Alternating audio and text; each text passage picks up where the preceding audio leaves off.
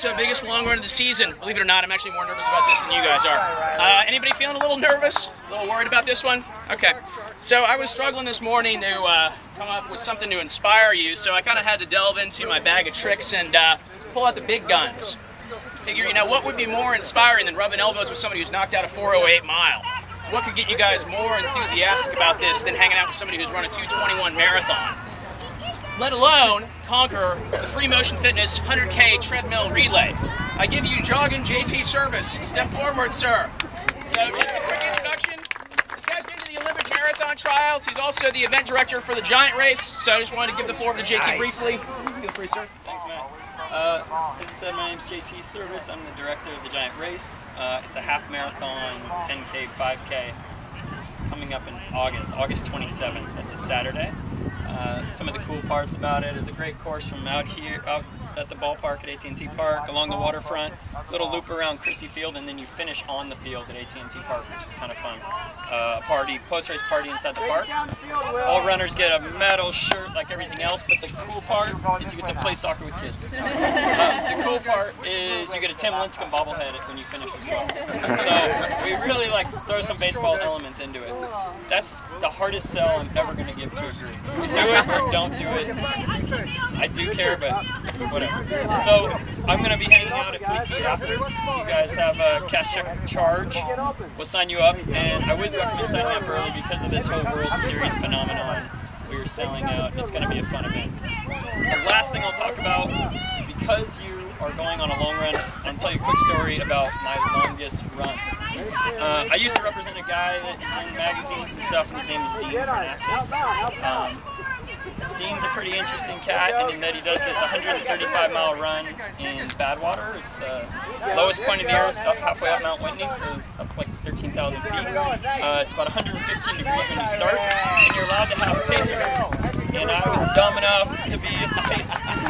And Dean was having a really, really tough race for some reason. So one night, in the middle of it, I started running with him. About 5 o'clock, sun goes down, and we're out on this desert road, and he is just complaining. This story's in his book, by the way, his most recent book. I read it, actually. Okay, so that's not the real version. This is the real version. He makes it this existential feeling that he was shedding years of grief and all of this pain and dealing with his dad. His shorts were bugging him. That's what the problem was. His shorts were too tight, and I don't know why. I asked him if he wanted to borrow my shorts. He said no. I asked him if we needed to change shorts or clip them and make them. He said no. I was like, then Dean, just take them off. No one's out here. We're in the middle of the desert. It's 3 in the morning. I'm sick of this. You know, let's get going. I want to get this desert run over. So he's like, I'm not doing it alone.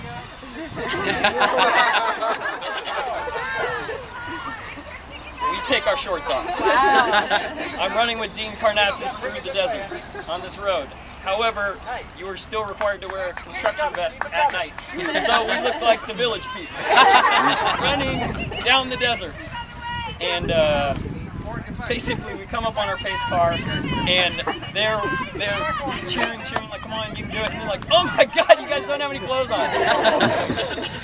They said Charlie Angle is a quarter mile up the road, go catch him. This is one of Dean's rivals. And we're like, all right, let's catch Charlie and we'll moon him or whatever. Running down the road, catch this guy and his pacer, and he goes, oh, hey, Dean. Dean! It wasn't Charlie Angle. It was some other dude. We didn't know. So now I've run naked with Dean in the desert. A really long run. We ended up doing 40 miles that night, run, walk. And it's my longest run ever, but what it made me realize is just have fun out there.